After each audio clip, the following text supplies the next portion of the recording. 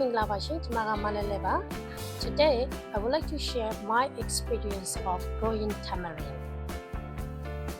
Tamarind is not a popular plant to grow in this climate because growing tamarind in the UK needs a greenhouse or conservatory during the cooler months.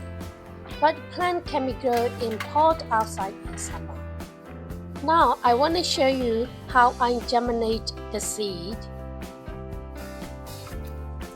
I soak them overnight and place into a tray with soil. After that, I keep it in a greenhouse until they germinate, which is usually between 2 and 3 weeks. During these times, I keep them damp by spraying them every couple of days.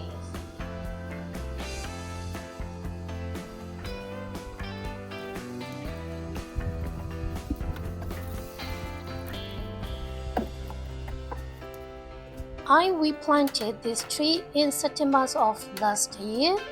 Its smaller ones was replanted in November.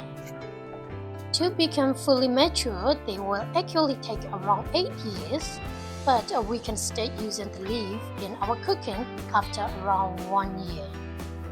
The plant is said to live for up to 200 years, so that means your grandchildren will also eat a good carrot.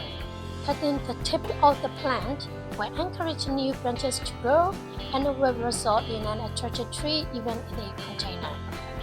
Treat the plant every 2 months with general fertilizer, but it is better to reduce watering during the winter months. I just use a spray every week. As the fruit becomes more ripe, the taste becomes sweeter. The seed pods from the tamarind trees are used a lot in Southeast Asia and Indian cooking to flavor curry. In Myanmar, we not only use tamarind fruit, but also the leaf. Leaves are used in soups, salads, and pounded with chili. And we can also pickle the leaves to keep for a long time.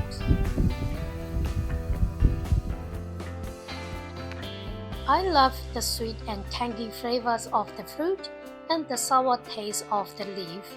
If you haven't tried it, please have a go. There are lots of potential and proven health benefits of tamarind. Tamarind is high in calcium, fiber, and magnesium, but one word of warning: it also has a laxative effect, so don't eat too much at once.